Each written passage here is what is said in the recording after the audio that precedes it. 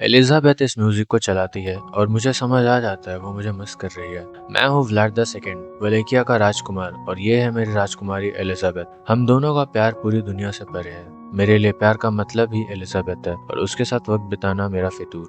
मैं अपनी कांच सी जिंदगी उसके साथ तराश ही रहा होता हूँ, तभी मेरे सिपाही आ जाते हैं क्योंकि हमें जंग पे जाना है। एलिजाबेथ मुझसे बोलती है, अपना ध्यान रखना, मैं तुम्हारे बिना जी नहीं सकती। मैं उसे विश्वास दिलाता हूँ कि उसे कुछ नहीं होगा, वो विल्मर कैसल में सेफ रहेगी। उससे दूर जाना मेरी आंखें नम कर देता है, लेकिन राज्य की हिफाजत करना मेरा कर्तव्य है। जंग से पहले पादरी प्रे करता है। मैं पादरी को बोलता हूँ, अपने ईश्वर को बोलो मेरी बीवी की रक्षा करे। इस जंग में उसे कुछ नहीं होना चाहिए। अगर वो नहीं रही तो किसी भी चीज का कोई मतलब नहीं रहेगा। एक तरफ मैं जंग पे निकलता हूँ और दूसरी तरफ एलिजाबेथ को विल्मर कैसल में ले जाया जाता है।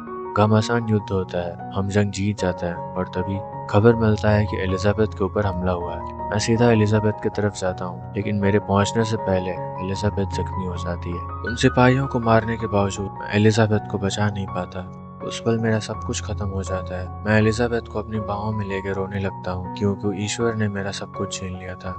उसे खोने के आक्रोश में मैं पादरी के पास जाता हूँ और बोलता हूँ, क्या तुम्हारा ईश्वर बहरा है या फिर तुमने दिल से दुआ नहीं किया?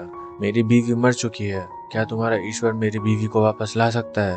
पादरी बोलता है, ईश्वर किसी मरे हुए को वापस नहीं ला सकता। एलिजाबेथ एक प्योर सोल थी, ईश्वर जरूर उसका अच्छे से ख्याल रखेंगे। मैं अपना आवेश खो देता हूँ और होली क्रॉस पादरी के शरीर के अंदर डाल देता हूँ और उसे बोलता हूँ, अपने ईश्वर को बोलो जब तक वो मुझे मेरी बीवी नहीं लौटाएगा तब तक मेरी जिंदगी के ऊपर उसका कोई अधिकार नहीं है। हवाएं तेज हो जाती हैं, कैंडल्स बुझने लगे, बिजली चमकने लगती है और क्राइस्ट की आंखों से खून बहने लगता है।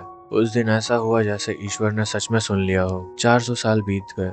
डॉक्टर ड्यूमोंट एक पादरी से मिलते हैं ताकि वो दोनों मारिया नाम की एक लड़की के अनयूजुअल कंडीशन को ठीक कर सके।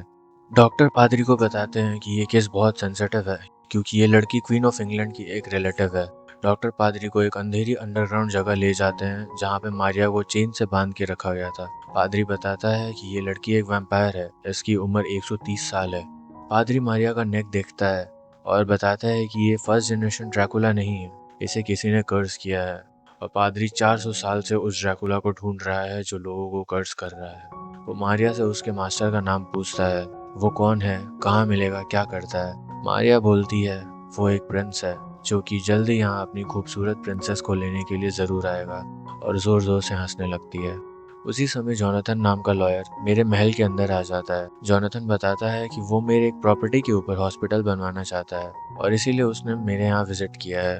खाने के बाद जोनाथन सोता नहीं है, वो मेरे महल में घूमने लगता है। वो एक कमरे में जाता है जहाँ उसे एक कब्र दिखता है। वो कब्र को खोलता है जिसमें मैं सोया हुआ था, और तभी मेरे सिपाही उसे पकड़ के उल्टा लटका देते हैं। वो हैरानी से पूछता है, क्या तुम डेविल हो? क्या तुम मुझे मारने वाले हो? मैं बताता हूँ कि मैं तो बस एक दुखी आत्मा हूँ जैसे ईश्वर ने श्राप दिया है कि वो अनंत काल के लिए मौत की परछाई में रहेगा। वो बोलता है कि ईश्वर ऐसा क्यों करेंगे, वो तो दया और प्यार का प्रतीक है। मैं पूछता हूँ, क्या तुम ईश्वर को मानते हो? वो बोलता है, पहले तो नहीं मानता था लेकिन अब मानता हूँ। ये सुन के मैं जोर जोर से हंसने लगता हूँ। वो बोलता है, मुझे अपनी कहानी बताओ, मैं तुम्हारे बारे में सब जानना चाहता हूँ। मैं सोचता हूँ ये तो वैसे भी मरने ही वाला है, चलो मैं इसकी आखिरी इच्छा पूरी कर देता हूँ। मैं उसे नीचे उतारता हूँ और अपनी कहानी शुरू करता हूँ। मैं ईश्वर से नाराज था क्योंकि उन्होंने मेरी बीवी मुझसे छीन लिया। पवित्र आत्माएं फिर से इस दुनिया में जरूर आती हैं और मेरी बीवी तो सबसे पवित्र थी, इसलिए मैं 400 सालों से उसका इंतजार कर रहा हूँ। अपने प्यार के बिना आप अपनी सारी आशाएं खो देते हैं, भले ही तुम्हारा प्यार कितना ही मजबूत हो। सबको यही लगता है कि उम्मीद पे दुनिया कायम है, लेकिन यही उम्मीद मुझे मार रहा होता है। मैं हर दिन महल से गिरता था इस उम्मीद में कि मैं आज़ाद हो जाऊंगा, लेकिन ईश्वर ने मुझसे मरने का हक ही छीन लिया। कुछ समय बाद ये सब खत्म हो जाता है, बस एक उम्मीद बचता है कि वो शायद मिल जाए कभी। मैं अकेले इतने बड़े दुनिया में उसे नहीं ढूंढ सकता, इसलिए मैंने एक तरीका सोचा जिससे वो मेरे पास आ जाए। सालों के खोज के बाद मैंने एक मैजिकल परफ्यूम डेवलप किया। ये परफ्यूम बहुत लाजवाब था, इससे लड़कियां मेरी तरफ खींची चली आती थी। मैं हर देश, हर शहर घूमा इस परफ्यूम को लगा के ताकि मैं उसे ढूंढ पाऊँ, और फ्रांस में जाके रुक गया। मुझे लगा वो लड़की एलिजाबेथ है, लेकिन वो कोई और थी, और उसी दिन मेरा होप खत्म हो गया। ऐसा लग रहा था जैसे सब मेरे ऊपर हंस रहे हो। इतने साल का एफर्ट, टाइम और पैसा किसी काम नहीं आया। मुझे समझ आ गया मैं उसे अकेले नहीं ढूंढ सकता, इसलिए मैंने अपने शिष्य बनाए। मैं लड़कियों को कर्ज करने लगा जो मेरे लिए काम करेंगी और एलिजाबेथ को ढूंढेंगी, लेकिन उसके बाद भी कुछ हासिल नहीं हुआ और मैं वापस अपनी एलिजाबेथ के पास आ गया। और उस दिन से मैं इस कैसल में ही रहता हूँ, इस उम्मीद में कि एक दिन मेरे शिष्य उसे ढूंढ लाएंगे मेरे पास। जोनाथन मेरी कहानी सुनता है और बोलता है, तुम अगर प्यार को समझते हो तो तुम्हें प्यार के खातिर मुझे छोड़ना होगा। मैं अपनी बीवी से बहुत प्यार करता हूँ और मेरी कुछ दिन में उससे शादी होने वाली है। मैं उसका लॉकेट खोलता हूँ और मुझे दिखती है मेरी एलिजाबेथ। 400 साल बाद मेरी एलिजाबेथ। मैं खुशी से भर रहता हूँ। अपने सारे दोस्तों को बोलता हूँ, मुझे तैयार होना है, मुझे बहुत सारा ताज़ा खून चाहिए। मेरी एलिजाबेथ मुझे मिल गई है। एक तरफ मैं तैयार हो रहा था और दूसरी तरफ डॉक्टर ड्यूमोंट और पादरी को एलिजाबेथ मिल जाती है। इस जन्म में उसका नाम है मीना। वो मारिया की फ्रेंड है और उसके हालात जानने के लिए डॉक्टर ड्यूमोंट के चैम्बर में आती है। मैं मारिया के पास जाता हूँ और उसे आज़ाद करता हूँ ताकि वो मुझे एलिजाबेथ से मिलवा सके। लेकिन तभी जोनाथन मौका देख के भाग निकलता है। मारिया एलिजाबेथ को इवेंट के लिए बुलाती है जहां हम तीनों साथ होंगे। 400 साल बाद मैं पहली बार अपनी एलिजाबेथ को देखता हूँ। दुनिया थम सी जाती है, सिर्फ एलिजाबेथ और मैं। मारिया और एलिजाबेथ इवेंट एंजॉय करते हैं और मैं सिर्फ एलिजाबेथ को देखता रहता हूँ, इस उम्मीद में कि शायद एलिजाबेथ को भी कुछ याद आ जाए। मारिया मेरे और एलिजाबेथ के लिए कुछ अकेला वक्त निकालती है। वो और मैं एक रूम में एक दूसरे के करीब होते हैं। मैं एलिजाबेथ को वो पुराना म्यूजिक बॉक्स दिखाता हूँ और पूछता हूँ, क्या तुम्हें ये म्यूजिक बॉक्स याद है? वो बोलती है, ये म्यूजिक बहुत फेमिलियर है। मेरे दिमाग में कुछ तस्वीरें हैं लेकिन पता नहीं वो कहाँ की हैं। मैं बोलता हूँ, याद करो एलिजाबेथ, अपने दिल में, अपनी आत्मा में, अपनी सांसों में तुम मुझे फील कर पाओगी। ये म्यूजिक तुम प्ले किया करती थी, ये एक साइन था कि मुझे तुम्हारे पास आना है। मीना बोलती है, मैं एलिजाबेथ नहीं हूँ और कुछ हफ्तों में मेरी शादी होने वाली है। इससे पहले मैं कुछ बोलूं, मारिया आ जाती है एलिजाबेथ को फायरवर्क्स दिखाने के लिए। इवेंट के बाद मैं एलिजाबेथ को घर ड्रॉप करने जाता हूँ और बोलता हूँ कि तुम्हारे साथ मैंने जो खुशी महसूस की है वो मुझे अरसों बाद मिली है। इतना खुश मैं लास्ट टाइम अपनी वाइफ के साथ हुआ था। एलिजाबेथ मुझे गुड नाइट बोल के चली जाती है। उसके घर पे जोनाथन जख्मी हाल में लेटा हुआ था। डॉक्टर और पादरी उसे बताते हैं कि जोनाथन को एक महल में ड्रैकुला ने कैद करके रखा था। एलिजाबेथ शॉक में चली जाती है। एलिजाबेथ को इस बात पे भरोसा नहीं हो रहा था। वो अपने रूम में जाती है और मेरे दिए हुए म्यूजिक बॉक्स को प्ले करती है और अपनी आंखें बंद करके उन लम्हों को याद करती है जो उसने मेरे साथ बिताए थे। जैसे ही वो आंखें खोलती है मैं उसके सामने होता हूँ। वो मुझे देखकर डर जाती है। वो बोलती है, अगर तुम सच में अच्छे हो तो इसी वक्त इस रूम को छोड़ के चले जाओगे। मैं दरवाजे के रास्ते जाने लगता हूँ।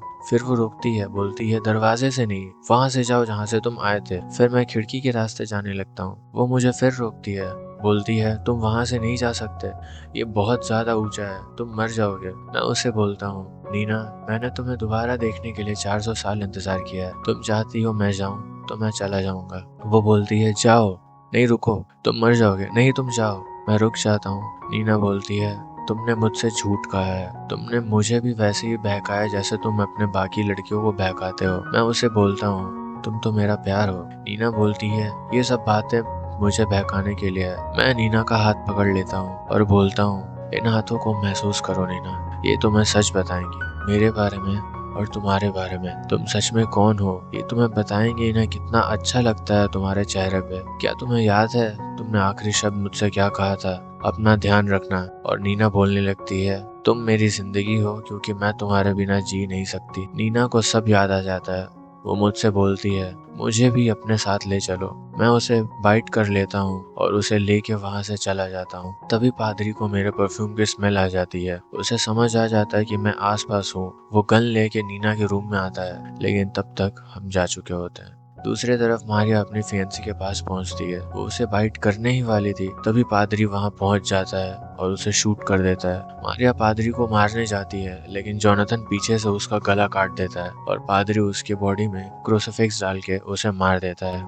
मैं इधर एलिजाबेथ को अपने महल लेके आता हूँ। मुझे लगा था मैं अपनी एलिजाबेथ के साथ हमेशा यहाँ खुशी से रहूंगा, लेकिन कुछ ही देर बाद पादरी सिपाहियों के साथ वहां पहुंच जाता है। कैनन स्थान दिए जाते हैं मेरे महल की तरफ। सिपाही महल में घुस जाते हैं और मेरे दोस्तों पे हमला करने लगते हैं। एलिजाबेथ डर जाती है। मैं एलिजाबेथ को विश्वास दिलाता हूँ कि मैं जल्द ही लौटूंगा इन लोगों को खत्म करने के बाद। जोनाथन उन्हें मेरे कॉफिन तक ले आता है और सारे सोल्जर्स कॉफिन पे गोलीबारी करते हैं। तभी मैं पीछे से वहां पहुंच जाता हूँ और एक एक करके सबको मारने लगता हूँ। मारिया का फियांसी मुझे गोली मारता है और मैं उसे काट लेता हूँ। बचता है सिर्फ एक, पादरी। वो बोलता है, मैं तुमसे यहाँ लड़ने नहीं आया हूँ। मैं बोलता हूँ, मेरी लड़ाई ईश्वर से है, ना कि उनके सर्वेंट से। पादरी बोलता है, तुम ईश्वर से नहीं, तुम खुद से लड़ रहे हो और मैं तुम्हें बचाने आया हूँ। मैं बोलता हूँ, 400 साल तक ईश्वर ने मुझे मरने नहीं दिया और तुम बोल रहे हो कि अब तुम मुझे बचाना चाहते हो। तभी एक कैनन एलिजाबेथ के रूम में गिरता है और वो जोर से चिल्लाती है। उसकी चीख सुन के मैं उसके तरफ दौड़ पड़ता हूँ। मैं एलिजाबेथ को समझाता हूँ कि मैं तुम्हें हमेशा के लिए इस श्राप में नहीं जीने दे सकता। ये श्राप मेरे साथ खत्म हो सकता है और तुम वापस आजाद हो जाओगी। एलिजाबेथ बोलती है, तुम मेरी आजादी हो, तुम गए तो मैं भी तुम्हारे साथ जाऊंगी। पादरी वहां आता है। वो बोलता है, अगर तुम एलिजाबेथ से सच में प्यार करते हो तो तुम मुझसे आजाद कर दोगे और खुद भी ईश्वर के पास चले जाओगे। एलिजाबेथ का भाग्य अब मेरे हाथ में था, उसकी आम जिंदगी उसे वापस देना या फिर हजारों साल तक इस श्राप में मेरे साथ रखना, और मैंने चुना उसकी आजादी। वो चीखती रही, चिल्लाती रही, लेकिन पादरी मुझे खत्म कर देता है और वो श्राप भी खत्म हो जाता है। बचता है तो सिर्फ एलिजाबेथ की तन्हाई। और आपका इस चैनल को लाइक, सब्सक्राइब और शेयर करना। कमेंट में बताइए, अगर आप ड्रैकुला की जगह होते तो क्या करते। मैं मिलूंगा आपसे अगली कहानी में। Good bye.